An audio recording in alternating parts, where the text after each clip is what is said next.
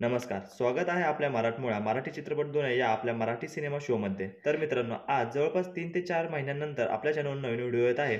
आपल्या चॅनलला पुन्हा एकदा रिस्टार्ट करत आहे. त्यामुळे सपोर्ट करा. आपण आपल्या चॅनलवर हळू खूप सारे बदल करणार आहेत. त्यामुळे आता चॅनलवर रेग्युलर आणि क्वालिटी कंटेंट मिळणार आहे.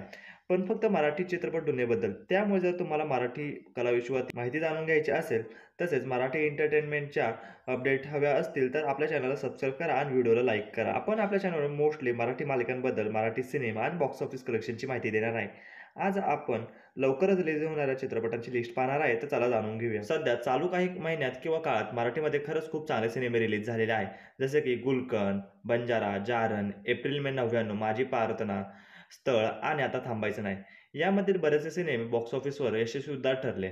आता पाहूया लवकरच रिलीज होणारे सिनेमे. प्रेमाची गोष्ट 2 हा सिनेमा 22 ऑक्टोबर 2025ला रिलीज होतोय. नुकताच या सिनेमाचा टीझर रिलीज केला होता. नंबर 2 वर आहे पुन्हा शिवाजीराजे भोसले. या सिनेमाची अनाउन्समेंट व्हिडिओ शेअर केलेला आहे.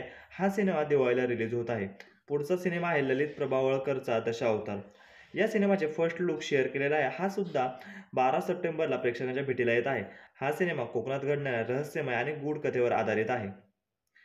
त्याचबरोबर प्रथमेश परबचा 5 जुलैला नवीन सिनेमा रिलीज झालता गाडी नंबर 1707. त्याचबरोबर त्याचा अजून एक सिनेमा रिलीज होते. 1 ऑगस्टला प्रथमेश परबचा दुसरा सिनेमा मुंबई लोकल सुद्धा रिलीज होतोय.